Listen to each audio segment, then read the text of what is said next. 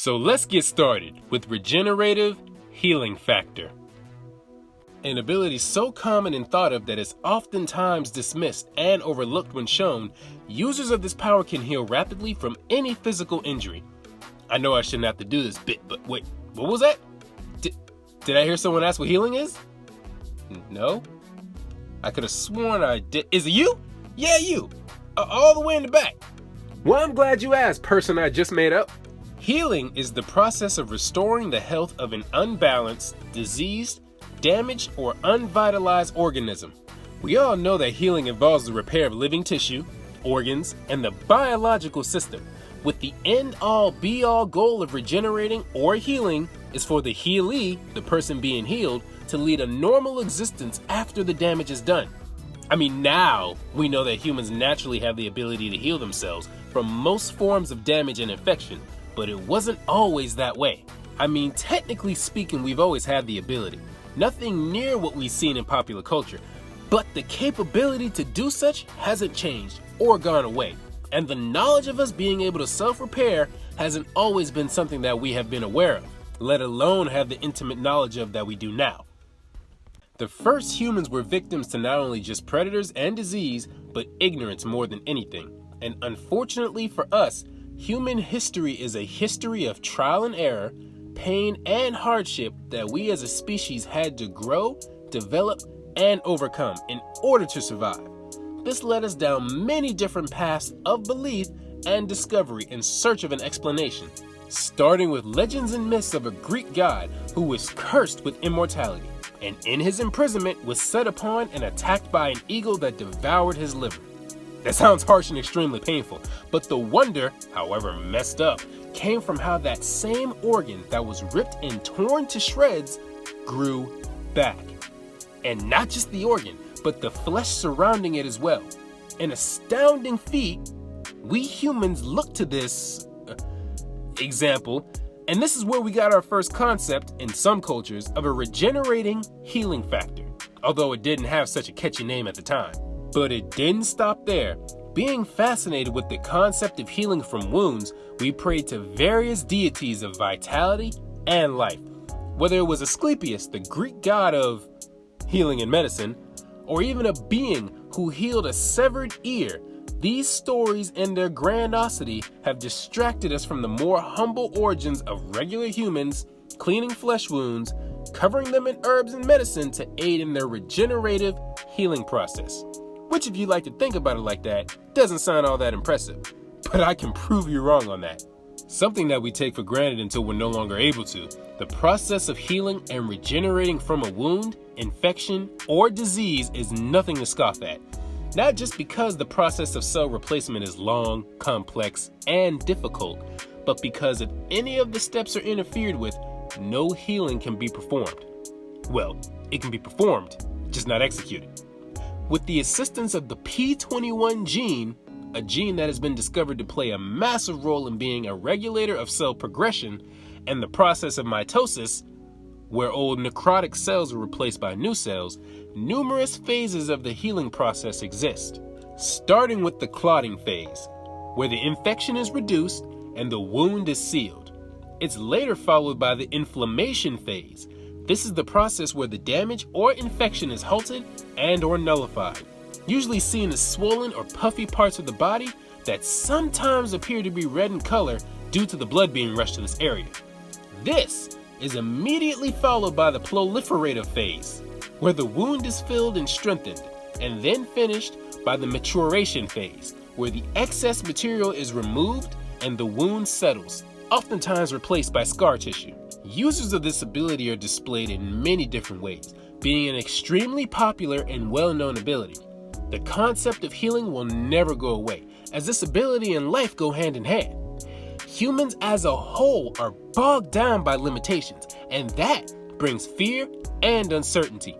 Knowing that harm can come at any moment, which is true, rules, regulations, and laws have been enacted to prevent these things. But oftentimes, life shows us that that isn't enough. Harm, injury, and death will always find a way to affect humans. Think about it like this. The number one thing all humans want to do is survive. But healing, being a main way to supplement this, is a lengthy process, and in knowing that the process of regeneration makes us even more vulnerable, we like to avoid it altogether. Because not only does the process leave a reminder of what happened, it instills a fear that urges us not to repeat it. I mean, we only get one life, and healing takes a lot of it from us, whether it be from time or vitality. But a healing factor in itself symbolizes rebirth and a renaissance of life and knowledge. You know the old adage, what doesn't kill you makes you stronger. And that's never been more true with an ability like this. Users are shown to be brave, caring, willing to risk their life for others because of their condition, experienced, and obviously full of life, while being oddly reckless, sporting either high defense or vitality as well as intelligence. And in most cases, they are extremely long-lived as a side effect of being able to heal themselves so quickly, usually seen playing any kind of role you can imagine. And with such a versatile power, users of this ability are well known for being hard to put down and oftentimes play the role of a perpetual motion monster, taking massive amounts of damage, healing from it all, while they keep moving towards you. Now, with the power of a regenerating healing factor comes the ability to recreate lost or damaged tissues, organs, and limbs, sometimes slowing or even stopping aging. And because there are so many different ways that this power can be and have been portrayed, I'm going a different route. And instead, I'll cover the different levels of healing that can be accomplished. Because in all honesty, if I would go the regular route with this video, it would be way too long. But there's some good news with that. With more content means future videos, so stay tuned. Anyway, back on subject. The weakest version of this power is still more impressive than anything humans are capable of.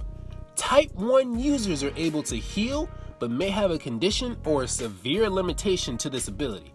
This includes, but is not limited to, only being able to regenerate certain parts of your body, your regeneration being completely unreliable, or coming at a price that has to be paid before any healing is accomplished.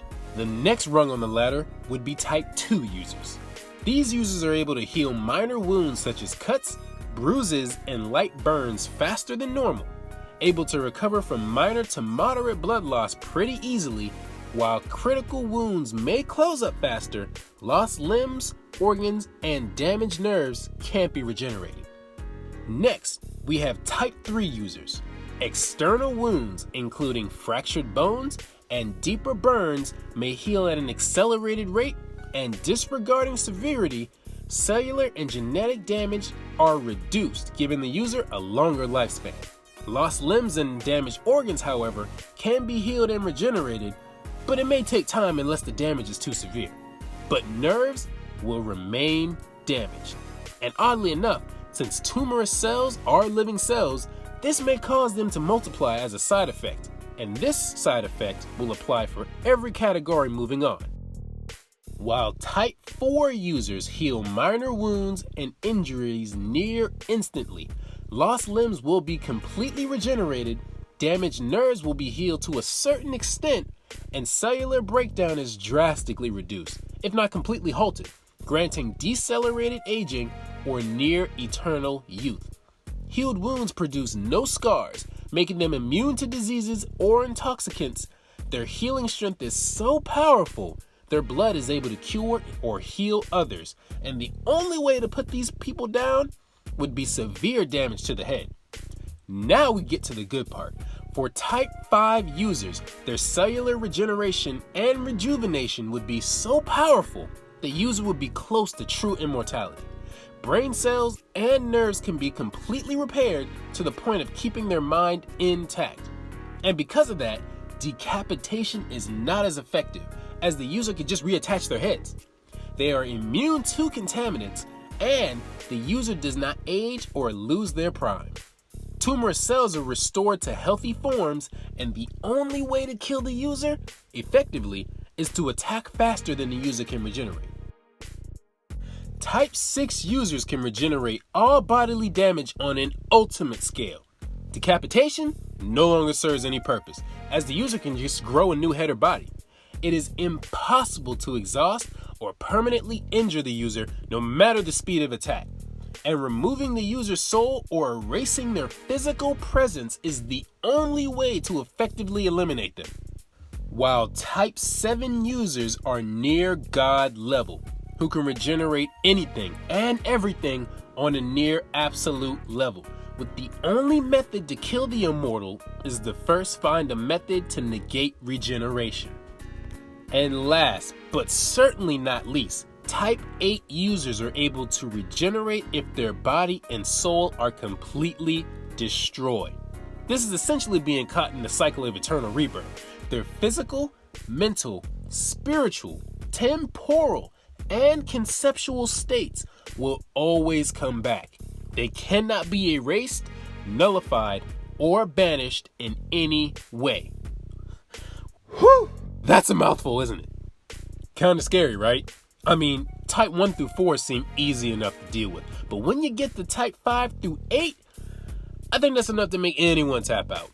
But just because a user of this power can regenerate doesn't mean that they still don't feel pain or are affected by an attack that corrupts or negates healing.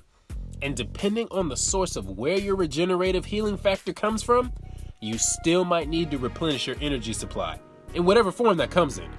And if immortality comes of this, then you could be stuck in a state of torment, suffering forever. I don't want that. And now, with all that out of the way, it's time to place this ability on the scale. Regenerative Healing Factor is an ability that everyone wants, no matter the form. And I challenge you to find someone who doesn't. Go ahead, I'll wait. No, I'm not gonna wait. This power shows the untapped potential of the human body. So, on a scale of 1 to 10, the Shey scaling system gives this power a salving 9. An extremely sought after and amazing power, but not without its terrifying side effects. Thanks for watching. You guys think of any more applications for this power? Jot it down in the comments section. Start a discussion. The index doesn't grow without you. I'll be back with an entirely new power, breakdown, and analysis pretty soon. Deuces.